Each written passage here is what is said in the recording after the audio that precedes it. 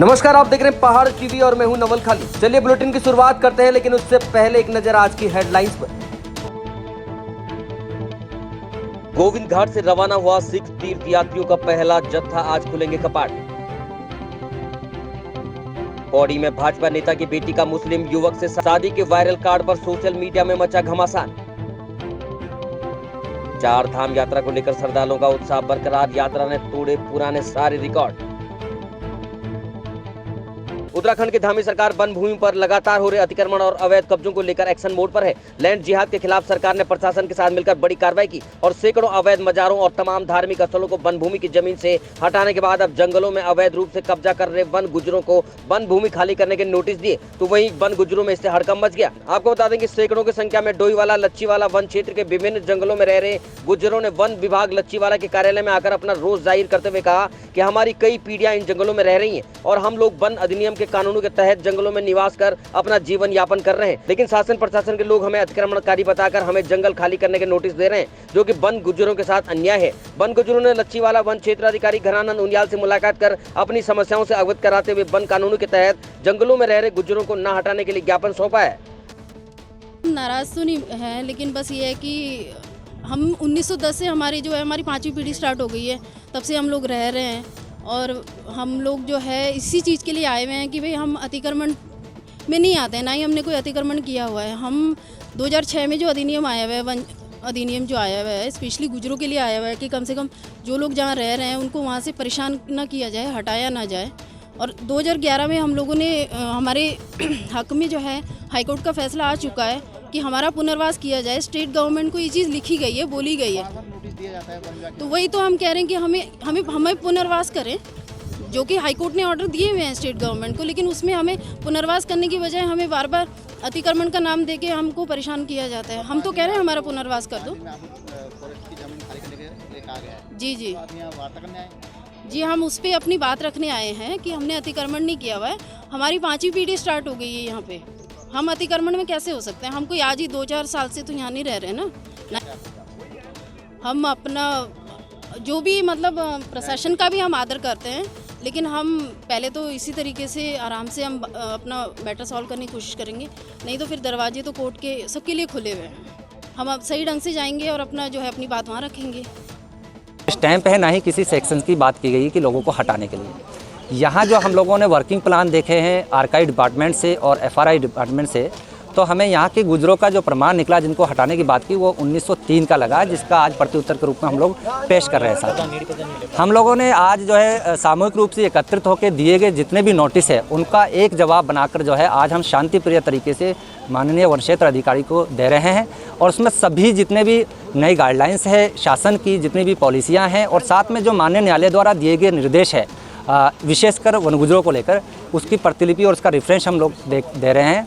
और ये भी कह रहे हैं कि आपको अगर लगता है कि वन गुजर्स अगर अतिक्रमणकारी है तो उनको कानून के अनुसार नोटिस दीजिएगा, क्योंकि वन अधिनियम 1927 अमेंडमेंट उत्तरांचल 2001 की धारा 61A स्पष्ट करता है कि किसी भी वनवासी को बेदखल करने से पहले वो नोटिस दिया जाए ताकि वो अपना पक्ष डिवीज़न फॉरेस्ट ऑफिसर के समक्ष रख सके। वो सही नहीं है क्या? बिल्कुल गलत है, आप खुद देख लीजिएगा। उसका जो है अगर हम वनवासी की हैसियत से बात करें, क्योंकि मैंने 3 प्रूफ आज के प्रत्युत्तर के रूप में दिए। एक प्रूफ है जो कि वन शासन के उप सचिव वन पर्यावरण द्वारा 2013 में एक आदेश दिया गया, जिसमें वन गुजरों को उत्तराखंड में अन्य परंपरागत वन निवासी माना गया है। हम लोग आगे भी जो कानून में जो सही होगा उसके अनुसार हम लोग आगे कार्रवाई करेंगे।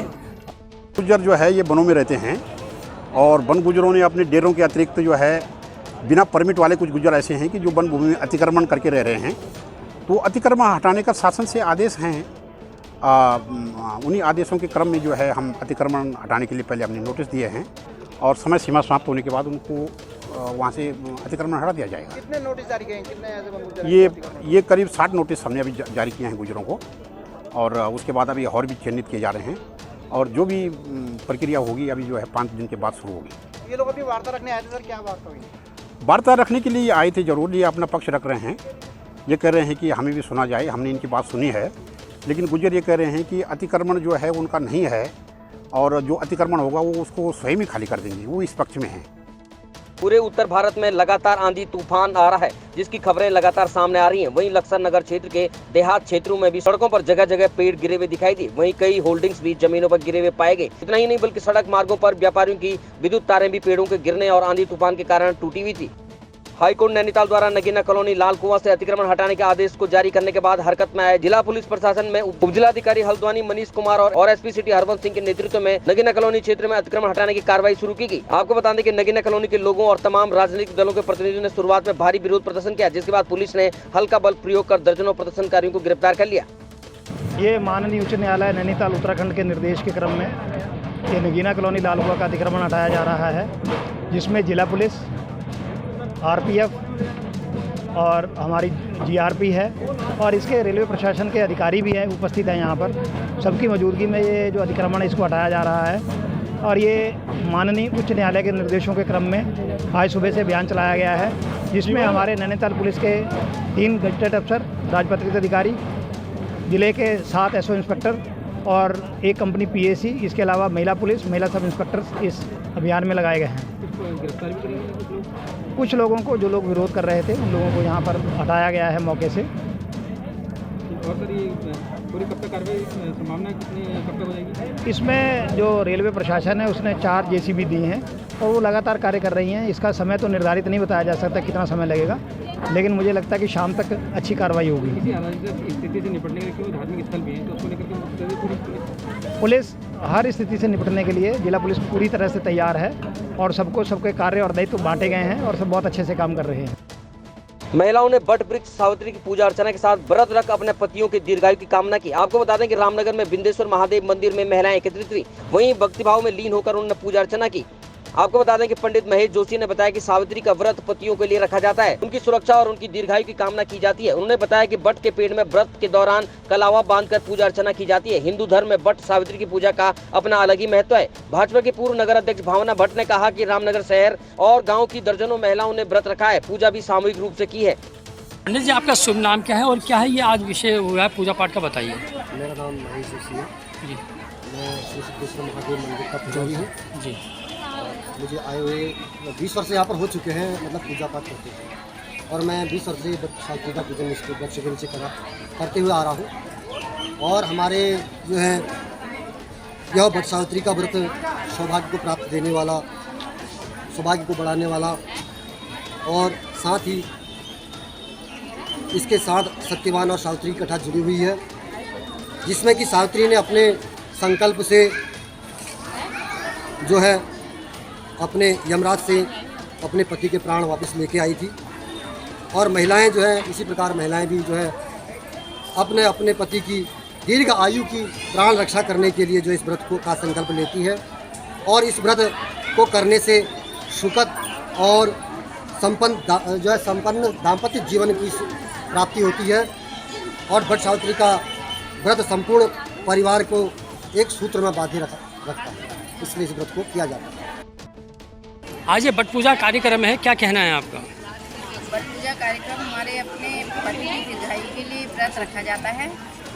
सुबेरे से ही उठकर बहनें जितनी भी हैं, मतलब पति की पत्नियां जितनी भी हैं, सभी अपनी पूजा अर्चना करने के लिए मंदिर में आने के लिए सुबह 4 बजे से उठ करके नहा धो करके घर में पूजा पाठ करके, तो हम सभी का एक मानना होता है कि वैसे पूजा तो हम घर में भी कर सकते हैं और करते भी हैं। कई लोग, किसी को समय नहीं हुआ या कोई बात हुई तो घर पे भी कर लेते हैं, लेकिन हम लोग जो है सभी बहनें एकत्रित होकर गर्वेश्वर मंदिर में पंडित महेश चंद जोशी जी के सानिध्य में यहाँ पर पूजा अर्चना करने आते हैं। और इस बट सावित्री का व्रत पति की दीर्घायु के लिए है, जिससे कि अपनी पति की उम्र बढ़ती है, और इस बट वृक्ष से कई चीज़ों का लाभ भी प्राप्त होता है। इसीलिए हम सभी बहनें यहाँ पर मिलकर बट वृक्ष की पूजा करके अपने पति की दीर्घायु के लिए पूजा अर्चना कर, में जल चढ़ाकर और प्रसाद जो भी अपने स्वेच्छा से जो भी यहाँ पर ला सकते हैं उसको चढ़ाने के लिए चढ़ाया जाता है। तो पूजा अर्चना करके बट सावित्री का व्रत पति की दीर्घायु के लिए ही दिया जाता है। मेन मकसद इसका यही है। अब खबर सितारगंज से है, जहां ग्राम सिसैया में उत्तराखंड हज कमेटी अध्यक्ष खतीब अहमद के आवास पर आगामी दिनों में हज पर जाने वाले जायरीनों के लिए टीकाकरण कैंप का आयोजन किया गया। वहीं कैंप में उधम सिंह नगर जिले के समेत चंपावत जिले के चयनित हाजी कैंप में पहुंचे। साथ ही कैंप में पहुंचे हुए 120 हाजियों का स्वास्थ्य परीक्षण किया गया और चयनित हाजियों को टीका लगाया गया। वहीं उत्तराखंड वक्फ बोर्ड के अध्यक्ष सादाब शम्स और दर्जा राज्य मंत्री मजहर नईम नवाब ने कैंप में पहुंचकर शिरकत की। आने वाले तमाम जायरीनों को सबसे पहले तो बहुत बहुत मुबारकबाद। टीकाकरण कार्यक्रम में माननीय हज मंत्री खतीब अहमद साहब के साथ ये हमारा 5वां कैंप है जहां हम मौजूद हैं सितारगंज में। इससे पहले तमाम हरिद्वार, देहरादून, हल्द्वानी ये कैंप लगाते हुए आए हैं और मैं ये कह सकता हूं कि हाजियों से हम का पारिवारिक रिश्ता है हमारा और इसलिए हम उनके पास दुआओं के लिए आ रहे हैं कि भाई हमारे लिए, हमारे मुल्क हिंदुस्तान के लिए, हमारे सूबे उत्तराखंड के लिए और हमारी सरहदों की हिफाजत करने वालों के लिए दुआ फरमाएं कि वो सलामत रहें। इसलिए यहाँ आना हुआ कि वो एक पाक सरजमीन पे जा रहे हैं और हमारी जिम्मेदारी बनती है कि वो रिप्रेजेंटेटिव होंगे हिंदुस्तान के। वहाँ उनसे पूछा जाएगा अंतापी हिंदी, वो कहेंगे हाँ हिंदी। हमारी पहचान खतीब अहमद और शादाब शम्स की नहीं होगी, वहाँ हमारी पहचान एक हिंदुस्तानी के नाते एक हिंदी की होगी। वो पूछेंगे आप हिंदी हैं, हम कहेंगे हिंदी है। तो उसकी आन बान सलामत रहे, मेरे तिरंगे की आन बान सलामत रहे,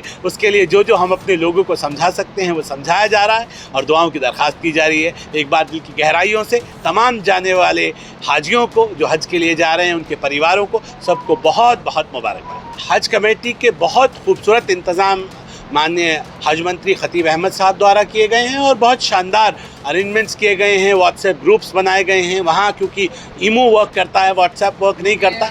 तो जिन लोगों को वहाँ पे सब लोगों को सिम कार्ड्स मिल जाएं जिसके अंदर वो अपना फ़ोन के अंदर डाल के ऐप डाउनलोड कर लें और सब लोग उससे कनेक्ट रहें। कहीं किसी को दिक्कत आए तो वहाँ की गवर्नमेंट के साथ यहाँ के लोगों का पूरी तरह से टाई अप है और माननीय मंत्री जी खुद ये कोशिश कर रहे हैं खतीब भाई कि वो सारे इंतज़ाम को खुद अपने आप हैंडल करें। उनकी पूरी टीम को मैं दिल की गहराइयों से बहुत बहुत मुबारकबाद देता हूं। उत्तराखंड का तो नहीं है, लेकिन किच्छा और सितारगंज, नानकमता और चंपावत, इनके 3 जगह के हाजी हैं जिनका आज टीकाकरण हो रहा है। इससे पहले हम 600 हाजियों का टीकाकरण जनपद हरिद्वार में कर चुके हैं, देहरादून में कर चुके हैं, जसपुर में कर चुके हैं और कल हल्द्वानी था जो निकल गया और कल रुद्रपुर है। टीकाकरण की जो प्रक्रिया है लगातार कई दिनों से चल रही है। हम हाजियों के बीच में जा रहे हैं और कोशिश कर रहे हैं कि जो भी उनको जाने में समझा सकते हैं वो समझा रहे हैं। हमारे साथ में जो हमारे हज समिति के लोग हैं या जो हमारे मजहर नवाब साहब हैं, जनाब सादाब शम्स जी हैं, हम सब लोग, हमारी कमेटी के लोग वहाँ पर समझाने की कोशिश कर रहे हैं कि आपको किसी भी तरह की कोई दिक्कत या परेशानी अगर आती है तो हमेशा की तरह हम आपके साथ खड़े हैं और हम उनसे दुआओं की दरख्वास्त भी कर रहे हैं कि आप वहाँ पर जाकर हमारे लिए, हमारे मुल्क के लिए, हमारे सूबे के लिए दुआ करें। खबर नैनीताल से है, जहां सरोवर नगरी नैनीताल राजभवन में 18वां गवर्नर गोल्फ कप टूर्नामेंट का आगाज हो चुका है, जिसका शुभारंभ प्रदेश के राज्यपाल लेफ्टिनेंट जनरल गुरमीत सिंह ने किया। आपको बता दें कि गोल्फ कोर्स में खेले जाने वाले टूर्नामेंट का मकसद गोल्फ को बढ़ावा देना है ताकि नई पीढ़ी गोल्फ के प्रति आकर्षित हो सके। इस प्रतियोगिता में 103 साल के गोल्फर आकर्षण का केंद्र बने हुए हैं। भवन गोल्फ कोर्स का 18th गवर्नर कप का शुभारंभ किया है। इसके अंदर में 125 प्लेयर आ रहे हैं, जिसके अंदर में 9 महिला हैं और बच्चे हैं। और मैं कहूँगा कि आज का ये जो टूर्नामेंट शुरू हुआ अपने आप में अद्भुत है। 2 6 साल के बच्चे हैं और 5 मोर देन 75 ईयर्स जिसको हम सुपर वेटरन कहते हैं वो हैं और एक हमारे खिलाड़ी, सम्मानित खिलाड़ी ऐसे हैं जो पुराने एयरफोर्स के ऑफिसर, जो फाइटर पायलट 103 साल के हैं।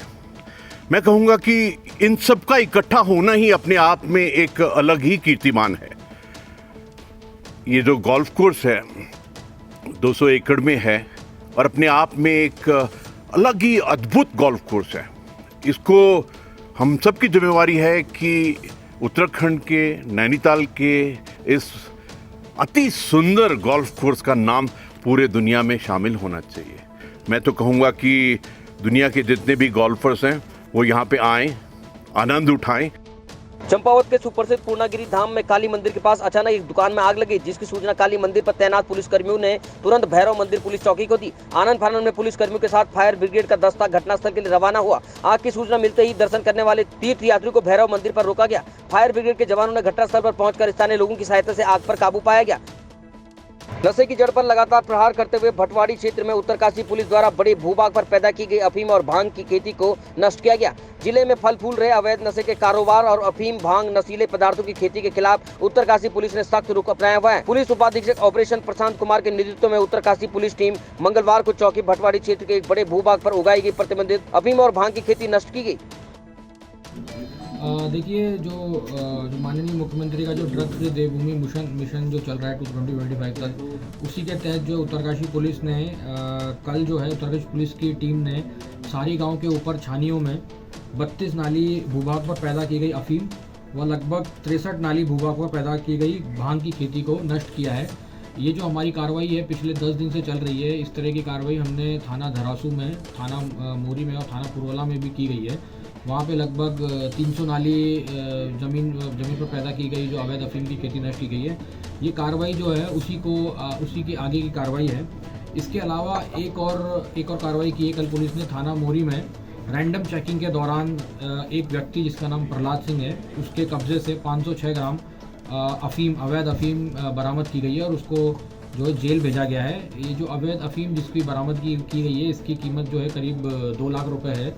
जो ये कार्रवाई हुई है सारी गांव में, इसमें जो अग्रिम विधिक कार्रवाई है वो प्रचलित है और ये ज़मीन जो जिसके नाम पे होगी उसके खिलाफ हम मुकदमा लिखा जाएगा। भगवानपुर तहसील में वकीलों ने प्रेस वार्ता का आयोजन किया। तहसील कर्मचारियों द्वारा भ्रष्टाचार करने पर आरोप लगाते हुए अधिकारियों पर कोई कार्रवाई न करने का आरोप लगाया। उन्होंने कहा कि अगर 15 दिनों में अधिकारी व्यवस्था को दुरुस्त और भ्रष्टाचारियों पर कार्रवाई नहीं करते तो तहसील में अधिवक्ताओं द्वारा तालाबंदी की जाएगी। प्रदेश में सरकार को लेकर 0 टॉलरेंस का नारा दिया गया है, लेकिन जमीन पर हकीकत इससे कुछ अलग नजर आ रही है।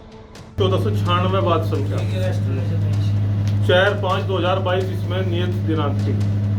उषा बनाम अखिलेंद्र सिंह मौजा खानपुर। ये पत्रावली रजिस्ट्रार कानून कहते हैं कि मेरे यहाँ नहीं है। उन्होंने परवाना भेजा रिकॉर्ड रूम। परवाने में लिख के आया कि हमारे यहाँ फाइल कभी जमा ही नहीं हुई है और आज तक इस फाइल का पता ही नहीं है कहाँ है। ऐसी ही दूसरी फाइल हमारे बहुत ही वरिष्ठ मुंशी जी हैं, इनकी है, पंचम मुंशी जी, जो इन्होंने एप्लीकेशन भी एक लिखी हुई है कि मेरी फाइल कब की है, 11/7/22 की। आज तक ये पता नहीं है फाइल है कहाँ। ये बेचारे रोज चक्कर काट के थक चुके हैं। यानी कि जिन फाइलों में पैसा चला गया वो तुरंत, और जिनमें सुविधा शुल्क नहीं गया वो लटक गया। उनका तो पता नहीं, उन्हें गुम कर दिया जाता है। ऐसी बहुत सी फाइलें हैं जो गुम हो चुकी है। ये मैंने एक पत्र बनाया है जो माननीय मुख्यमंत्री पुष्कर सिंह धामी जी के नाम है। इस पत्र के माध्यम से मैंने अपने साथियों की जो भी शिकायतें हैं वो सब इसमें नोट करके माननीय मुख्यमंत्री को प्रेषित आज ही हो जाएगा, जिसे मैंने प्रतिलिपि भी किया है। जो हमारे स्थानीय सांसद हैं माननीय निशंक जी को प्रतिलिपि भेजी, जो हमारे स्थानीय विधायक है ममता राकेश जी, हमने उनको भी प्रतिलिपि भेजी है। जो केंद्रीय विजिलेंस है हमने उसे भी पत्राचार किया है। जो उत्तराखंड विजिलेंस है हमने उसे भी पत्राचार किया। जो हमारे बार काउंसिल ऑफ उत्तराखंड के चेयरमैन है, जो मुख्यमंत्री से हमारी एक वार्ता कराने जा रहे हैं बहुत जल्दी इसी संबंध में, उन्हें भी हमने पत्राचार किया। और मैं आपको जानकारी दे दूं कि जितने भी भ्रष्टाचारी कर्मचारी हैं विजिलेंस से संपर्क कर बहुत जल्द इन्हें जेल में डालने का काम किया जाएगा। खबर चंपावत से है, जहां चंपावत के चौकी गांव की बबीता को शादी के लिए अपने प्रेमी पर दबाव बनाना भारी पड़ गया। इसकी कीमत उसे अपनी जान देकर चुकानी पड़ी। प्रेमी ने उसी के दुपट्टे से उसका गला घोंटकर हत्या कर दी। चंपावत पुलिस ने बबीता हत्याकांड का खुलासा करते हुए बताया कि आरोपी गौरव पांडे को गिरफ्तार कर लिया गया है। एसपी चंपावत देवेंद्र पिंचा ने गुरुवार को प्रेस वार्ता कर घटना का खुलासा करते हुए बताया कि चौकी गाँव की युवती बबीता पुत्री सुरेश राम का गाँव सल्ला निवासी कथावाचक गौरव पांडे से पिछले 8 महीने से प्रेम प्रसंग चल रहा था। लेकिन गौरव पांडे ने 3 माह पूर्व किसी अन्य लड़की से शादी कर ली, जिसके बाद युवती और गौरव के बीच अनबन शुरू हो गई। बबीता के द्वारा गौरव पर शादी का दबाव बनाया जाने लगा और बार बार वो गौरव को फोन करने लगी, जिस कारण उसका वैवाहिक जीवन अस्त व्यस्त होने लगा। मंगलवार को बबीता दोपहर में घर से बाजार जाने की बात कहकर गौरव के घर चली गई, जहां दोनों के बीच काफी विवाद हुआ। जिसके बाद मंगलवार की रात लगभग 9:30 बजे गौरव पांडे ने बबीता को फोन कर एकांत में बुलाया और उसी के दुपट्टे से उसका गला घोंटकर हत्या कर दी। अभियुक्त की निशानदेही पर पुलिस ने हत्या में प्रयुक्त दुपट्टा और युवती का मोबाइल फोन भी बरामद कर लिया है। अभियुक्त गौरव पांडे को गिरफ्तार कर जेल भेज दिया गया है। सर के पुरकाजी मार्ग पर इस टायर निर्माण संबंधित निजी औद्योगिक संस्थान के खिलाफ कर्मचारियों का मसला बीते वक्त से थमने का नाम नहीं ले रहा है। एक के बाद एक विभिन्न जनप्रतिनिधि इन कर्मचारियों के समर्थन में उतरकर भविष्य में हर संभव मदद का आश्वासन दे रहे हैं। लेकिन दोपहर के वक्त निजी औद्योगिक संस्थान के कर्मचारी को उस वक्त बड़ा सियासी बल मिला जब कानपुर के निर्दलीय विधायक उमेश शर्मा द्वारा अपने काफिले के साथ निजी औद्योगिक संस्थान के गेट पर पहुंचकर कर्मचारियों को अपना समर्थन दिया गया। आपको बता दें कि कर्मचारियों का एक प्रतिनिधिमंडल कानपुर विधायक से मुलाकात करने के लिए पहुंचा था, जिसका संज्ञान लेकर कानपुर विधायक उमेश शर्मा द्वारा औद्योगिक संस्थान के गेट पर पहुंचकर कर्मचारियों को समर्थन देते हुए संस्थान को चिताने का काम किया गया और भविष्य में औद्योगिक संस्थान के कर्मचारियों के लिए हर संभव मदद का आश्वासन भी दिया गया। जेके टायर है, जेके टायर के प्रबंधन द्वारा कुछ लोगों को बिना किसी सूचना के फैक्ट्री से निकाल दिया जा रहा था, उनका हिसाब कर दिया जा रहा था और जो ओवर टाइम अगर कोई आधे घंटे पहले भी पंच कर रहा है तो उसके 500 रुपये बता रहे हैं कि 3 घंटे के कटते थे। इसी मुद्दे को लेकर यहाँ के कुछ जो श्रमिक भाई थे, कुछ यूनियन के अध्यक्ष थे, वो माननीय विधायक जी से मिले तो उन्हीं के समर्थन में और श्रमिकों के समर्थन में, उनके हितों के समर्थन में माननीय विधायक श्री उमेश कुमार जी आज जेके टायर के गेट पे पहुंचे थे और प्रबंधन को चेताते हुए और श्रमिकों को हर तरीके से मदद का आश्वासन देते हुए और उनको पूरा अपना समर्थन वहां श्रमिकों को दिया उन्होंने। अब खबर बागेश्वर विधानसभा क्षेत्र से है, जहां भाजपा प्रदेश अध्यक्ष ने बयान दिया था कि उपचुनाव में यहां कांग्रेस को अपना प्रत्याशी नहीं उतारना चाहिए, जिस पर कांग्रेस पार्टी ने अपनी प्रतिक्रिया दी है।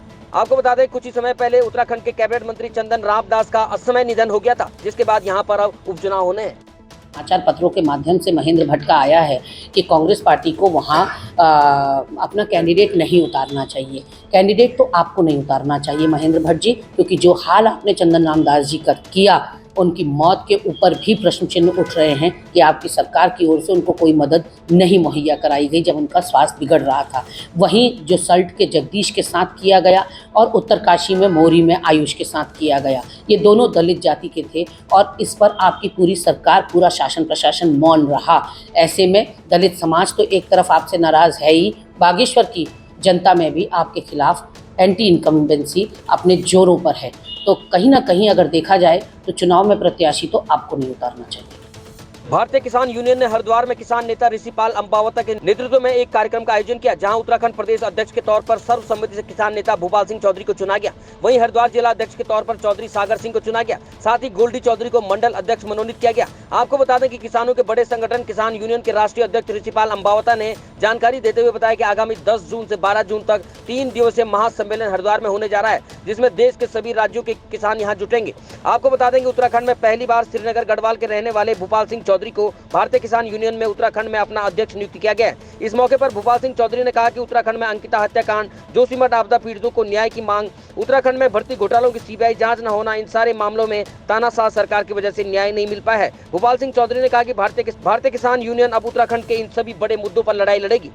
अम्बावता की टीम है, इसलिए मैंने इसको यहाँ पर जो है चुना और आज आपने मुझे सौभाग्य से, आप लोगों की कृपा से एक जिम्मेदारी दी है। इस प्रदेश के बहुत बड़ी जिम्मेदारी मुझे आज आपके द्वारा दी गई है और मैं ये चाहूँगा कि इस जिम्मेदारी को अच्छी प्रकार से निभाऊं और इस किसान यूनियन को सबसे बड़ा इस देश की किसान यूनियन बनाने का मैं प्रयास करूंगा और आपके साथ में, अम्बावता जी के साथ में और पूरे जितने हमारे यहाँ पे सहयोगी हरिद्वार के जो किसान आप देख रहे होंगे, इन सब लोगों के साथ में मिलकर एक अच्छी रणनीति बनाऊंगा। और इसलिए अभी 10, 11 और 12 तारीख को पूरे भारत का, पूरे देश का किसान इस उत्तराखंड के अंदर आने वाला है और इसी हरिद्वार के अंदर जहाँ पे हम लोग बैठे, इसके पास में हजारों लाखों किसान यहाँ पे आएगा और 3 दिवसीय सम्मेलन है। किसानों की जो भी समस्याएं हैं, वो देश का कर्नाटक से है, वो बिहार से है, वो गुजरात से है, वो किसी भी राज्य से हो, वो सारा किसान यहाँ पर आएगा, क्योंकि सबसे बड़ी कोई किसान यूनियन है तो वो भारतीय किसान यूनियन अम्बावता महेंद्र सिंह टिकैत वाली यूनियन है यहाँ पर। तो इसलिए हम लोग इनका सहयोग करेंगे और जो अंकिता हत्याकांड हुआ है उसकी जांच के लिए ये पूरा किसान संगठन लड़ाई लड़ेगा। Mussoorie traders and welfare association द्वारा अमृत महोत्सव 2023 का आयोजन किया गया, जिसमें भारी संख्या में लोगों ने प्रतिभाग किया। मसूरी के राधा कृष्ण मंदिर के सभागार में आयोजित बुजुर्ग सम्मान समारोह में 70 साल से अधिक करीब 300 लोगों को शॉल और मोमेंटो देकर सम्मानित किया गया। इस मौके पर सभी बुजुर्गों द्वारा मसूरी ट्रेडर्स वेलफेयर एसोसिएशन द्वारा किए जा रहे सम्मान कार्यक्रम की सराहना की गई। उन्होंने कहा कि आज के परिप्रेक्ष्य में युवा बुजुर्गों को भूलते जा रहे हैं, लेकिन मसूरी ट्रेडर्स वेलफेयर एसोसिएशन द्वारा बुजुर्गों से मसूरी के विकास को लेकर सलाह और उनके अनुभवों को साझा किया गया है, जिस सम्मान को पाकर वो अभिभूत हो गए। हमारे सम्मानित, हमारे 70 वर्ष से बड़े बुजुर्ग हमारे व्यक्ति हैं, मसूरी के नागरिक हैं, उनका हम सम्मान करना चाहते हैं, उनके अनुभवों से सीखना चाहते हैं उनका प्यार आशीर्वाद चाहते हैं, उनका अभिनंदन करना चाहते हैं। और इस संदर्भ में आज एक बहुत ही बड़ा कार्यक्रम रखा गया है जिसमें 600 से अधिक बुजुर्गों की एक सूची बनाई गई प्रथम चरण में। दूसरे चरण में हम मोहल्ले मोहल्ले जाकर बुजुर्गों का सम्मान करेंगे, आदर सत्कार करेंगे, उनके जीवन आधार पर अपने आगे का जीवन निर्धारित करेंगे। जो अगर उनसे कभी कोई गलती हुई है उससे सीख लेना चाहेंगे और जो उन्होंने अपनी शख्सियत से सफलता प्राप्त की है उस सफलता से आगे बढ़कर दुनिया में नया मकाम अपनी संस्था को, अपने परिवार को, समाज को, व्यापार को हर रूप में देना चाहिए। मसूरी के विकास के लिए आप लगातार काम कर रहे हैं, तो ये माना जाए कि इन बड़े बुजुर्गों से आप सलाह मशुरा करेंगे कि मसूरी को कैसा नया रूप दिया जा सके, क्या लड़ाई की जा सके जिससे कि मसूरी अपने पुराने स्वरूप। बिल्कुल हमारा मकसद यही है बुजुर्गों के तजुर्बे से और मसूरी को विकास की ओर ले जाना और जो गलतियां हुई हैं उनको जल्द से दूर करना। सरोवर नगरी नैनीताल और उसके आसपास दिल्ली में घूमने पहुंचे पर्यटन दंपति की मर्सिडीज कार में संदिग्ध परिस्थिति में आग लग गई, जिसके बाद दिल्ली निवासी रोहित अपने दोस्त से मर्सिडीज कार मांगकर नैनीताल के आसपास क्षेत्र में पहुंचे थे। सरोवर नगरी नैनीताल से 22 किलोमीटर दूर भीमताल में ये घटना घटी है, जिसकी सूचना स्थानीय लोगों द्वारा पुलिस और फायर स्टेशन को दी गई। आपको बता देंगे स्थानीय जनता का कहना है कि अगर भीमताल में फायर स्टेशन होता तो सूचना मिलते ही आग पर काबू पा लिया जाता, लेकिन नैनीताल से आने वाली कार पूरी तरह से आग का गोला बनकर खाक हो गई। उत्तराखंड के गढ़वाल अंचल के दुर्गम पहाड़ी क्षेत्रों में चिपको आंदोलन और सर्वोदय आंदोलन की अलग जगाने वाले लोक कवि घनश्याम रतूड़ी सैलानी की याद में कैराराम सोसाइटी चमियाला में इंद्रमणि बडोनी कला और साहित्य मंच के द्वारा विचार गोष्ठी कवि सम्मेलन का आयोजन किया गया। कार्यक्रम में समाज के विभिन्न क्षेत्रों से आए लोक कवियों साहित्यकारों ने अपनी रचनाओं को सुनाकर घनश्याम सैलानी को याद किया। वहीं राष्ट्रीय अंतर्राष्ट्रीय स्तर पर ख्याति प्राप्त कवि बेलीराम कंसवाल की रचनाओं को सुनकर श्रोता मंत्रमुग्ध हो गए। आपको बता देंगे 1980 के दशक में पहाड़ी क्षेत्रों में सर्वोदयी नेता सैलानी द्वारा पद यात्रा शुरू की गई और गाँव-गाँव जाकर ग्रामीणों के अंदर जन जागृति लाने का प्रयास किया गया। चिपको आंदोलन के दौरान उन्होंने अपने मधुर कविताओं के द्वारा जन जन के अंदर जोश भरने का काम किया। इंद्रमणि बडोनी कला एवं साहित्यिक मंच घनसाली के द्वारा समय समय पर अपने जो महापुरुष हैं इस क्षेत्र के विशेष अपने क्षेत्र के लिए जिन्होंने किया है उनका सम्मान समारोह, उनका स्मरण, उनका अभिनंदन के क्रम में आज हमारे इस क्षेत्र के बहुत ही प्रख्यात जनकवि घनश्याम सैलानी जी की जयंती है और उस जयंती के अवसर पर इंद्रमणि बडोनी कला एवं साहित्यिक मंच घनसाली ने यहाँ पर एक कवि गोष्ठी और विचार गोष्ठी का आयोजन किया है, जिसमें नगर क्षेत्र के तमाम बुद्धिजीवी वर्ग यहाँ पर उपस्थित है। हमारे विभिन्न सामाजिक संगठन, पत्रकार बंधु, शिक्षक और इस विद्यालय के प्रबंधक आदरणीय हसमनी मुनियाल जी, जिनका हमें समय समय पर सहयोग मिलता रहता है इनके आयोजन में और इनके मेज़बानी में ये कार्यक्रम यहाँ पे हो रहा है। तो हमारा इंद्रमणि बडोनी कला एवं साहित्यिक मंच की ओर से आप सभी का, पत्रकार बंधुओं का विशेष आभार। चंपावत जिले के सीमांत बनमसा नगर में सिंचाई विभाग की जमीन पर अवैध रूप से बनाई गई 2 मजारों को प्रशासन द्वारा हटाया गया। सरकारी संपत्ति में किए गए अवैध अतिक्रमण हटाए जाने के लिए चलाए जा रहे अभियान के क्रम में चंपावत के थाना बनमसा क्षेत्र के अंतर्गत उपजिलाधिकारी टनकपुर सुंदर सिंह तोमर और क्षेत्राधिकारी टनकपुर के नेतृत्व में थाना टनकपुर बनमसा पुलिस द्वारा राजस्व विभाग की टीम, सिंचाई विभाग की उत्तर प्रदेश कैनाल द्वारा संयुक्त कार्रवाई की गई। आपको बता दें कि सरकारी भूमि पर अवैध रूप से निर्मित 2 मजारों को हटाया गया। अभी तक की खबरों में इतना ही। आगे की खबरों के लिए देखते रहिए पहाड़ टीवी। तब तक के लिए नमस्कार।